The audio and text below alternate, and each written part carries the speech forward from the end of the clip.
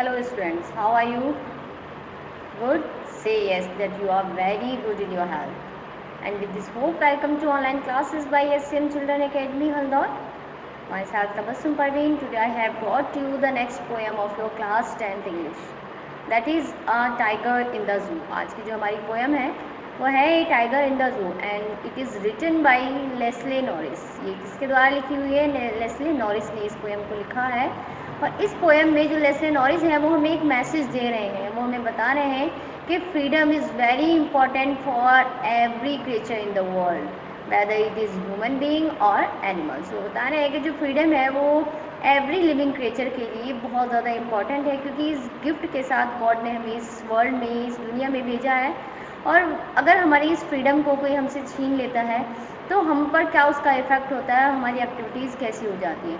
तो आज हमने जो इसमें पोएट ने अ टाइगर इन द जू का contrast a tiger in the forest के साथ किया है कि एक जो टाइगर है जब उसकी फ्रीडम छिन जाती है और उसको जू में कैद कर लिया जाता है, प्रेजेंट कर दिया जाता है, तो वो कैसा फील करता है, और अदरवाइज़ अगर वो अपने फॉरेस्ट में होता तो वो कैसा फील करता। सो आइए हमारा फर्स्ट स्टैंजा है। He stalks in his vivid stripes the few steps of his cage on pads of velvet quiet in his quiet range। वो कह रहे हैं कि जो टाइगर है उसकी बॉडी पर बहुत सारी डार्क स्ट्राइप्स हैं। आपने देखा होगा, अगर टाइगर को आपने, और नॉर्मली सबने देखा होगा टाइगर कैसा होता है, उसके ऊपर स्ट्राइप्स होती हैं, तो उसकी जो स्ट्राइप्स हैं वो बहुत ज़्यादा डार्क हैं। The few steps of his cage, और वो अपनी केज में कुछ स्टेप्स ले रहा है, इट मीन्स इधर उधर मूवमेंट कर रहा है, चल रहा है।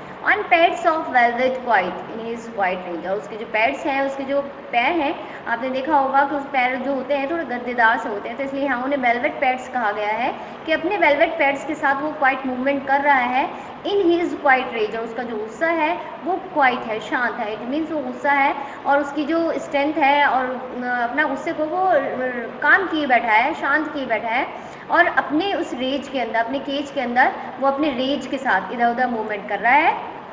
He should be lurking in shadow, sliding through long grass near the water hole where plum deer pass। वो कह रहे कि he should be lurking in shadow। अभी वो केज में बैठा हुआ है इसलिए वो बिल्कुल अनएक्टिव बैठा हुआ है, लेकिन अदरवाइज अगर वो फ्री होता, उसकी फ्रीडम ना छीनी गई होती, तो he should be lurking in shadow, वो किसी शेडो में लर्क कर रहा होता, झांक रहा होता, ताक लगाए बैठा होता। स्लाइडिंग थ्रू लॉन्ग ग्रास, उस लॉन्ग ग्रास के पास, लंबी लंबी झाड़ियों के पास, नियर द वाटर होल, जहाँ कहीं वाटर होल होता, जैसे फॉरेस्ट में वो पॉन्ड या रिवर्स होती है, तो वहाँ लंबी घास के पास वो शेडो में लर्किंग ताक लगाए बैठा होता। वे प्लम डियर पास, क्यों? क्योंकि वहाँ पानी पीने हमेशा डियर्स आती हैं, गॉड्स आती हैं, तो उन plum dear, plum means healthy, healthy मोटी ताज़ी जो डियर वहाँ पानी पीने आती है उनकी ताक लगाए बैठा होता कहीं झाड़ियों में, घास के पास। लेकिन अभी वो यहाँ केज में है तो उसकी एक्टिविटीज़ बिल्कुल नील है, वो बिल्कुल अनएक्टिव है।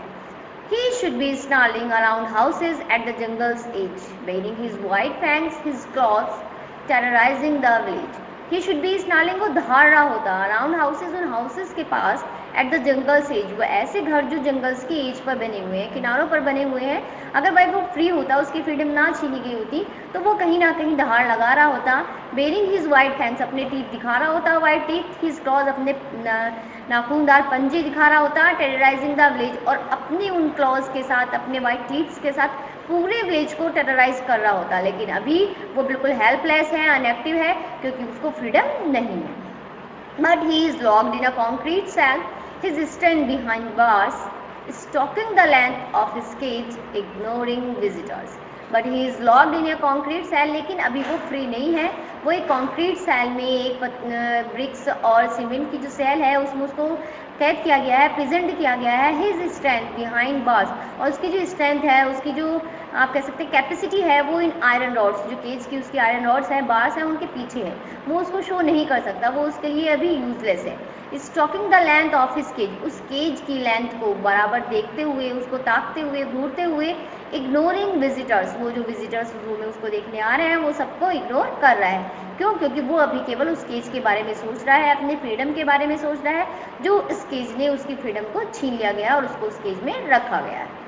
He hears the last voice at night, the patrolling cars, and stares with his brilliant eyes at the brilliant stars। रात में he hears the last voice at night, वो रात में सारी आवाज़ें सुनता है, वो लास्ट वॉइस सुनता है द पेट्रोलिंग कार, जो आने जाने वाले व्हीकल्स की आ रही हैं वो उनको सुन रहा है। And stairs with his brilliant eyes at the brilliant stars, और अपनी ब्रिलियंट आइज के साथ उन ब्रिलियंट स्टार्स को घूर रहा है, टकटकी लगाए हुए देख रहा है। क्योंकि देख रहा है क्योंकि वो उनको देखकर ये रियलाइज़ कर रहा है कि जो स्टार्स हैं वो कितने फ्री होकर अपनी फ्रीडम को एंजॉय कर रहे हैं और आकाश में स्काई में बिल्कुल एकदम शाइन कर रहे हैं। तो वो ये होप कर रहा है उनको देखते हुए कि काश मैं भी अपनी फ्रीडम को पा पाता और अपनी फ्रीडम को एंजॉय कर पाता। इसलिए वो एक होप के साथ उन स्टार्स को देख रहा है ताकि उसको भी फ्रीडम मिल सके। So I hope students you have understood this explanation carefully, and now I am sending you to the assignment, so please do it in your notebooks, and thank you and have a nice day.